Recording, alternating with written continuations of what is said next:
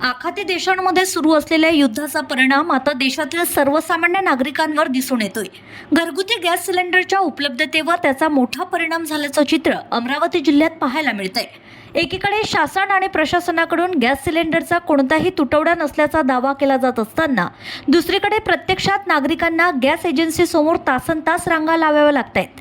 मात्र एवढ्या प्रयत्नानंतरही अनेकांना सिलेंडर उपलब्ध होत नसल्याची तक्रार नागरिकांकडून व्यक्त होत आहे। जिल्हा प्रशासनाने गॅसचा तुटवडा नसल्याचं स्पष्ट केलं असलं तरी अमरावतीतील विविध गॅस एजन्सीसमोर ग्राहकांच्या लांबच लांब रांगा पाहायला मिळतात। यामुळे प्रशासनाच्या दाव्यांवर प्रश्नचिन्ह उपस्थित होत आहे।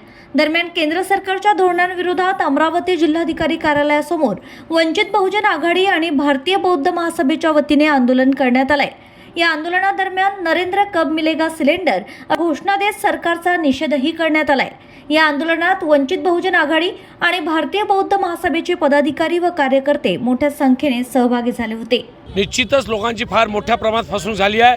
मी आत्ताच येत असताना या राज्याच्या मुख्यमंत्र्यांचं ट्विट बघितलं की भ्रम फैरून लोकांमध्ये अविश्वास झाला। पण जेव्हा मी चांदुरवरून निघालो तर सिलेंडरच्या दुकानात तुम्हाला फुटेज पाठवतो आहे।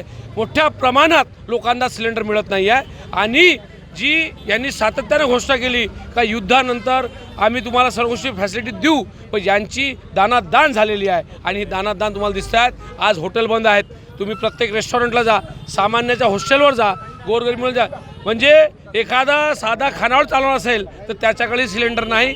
तुमचे कॅटरिंगवाले असतील, मोठे मोठे लग्न आहेत, त्यांच्याकडे सिलेंडर नाहीत आणि ही फसवी वागणूक देते आहे। म्हणून आज आम्ही आंदोलन करून दाखवलं का सिलेंडर कुठंच नाही आहे, म्हणून चुली पेटलेल्या आहे आणि चुली पेटून हे आंदोलन आमचं कलेक्टर होतं।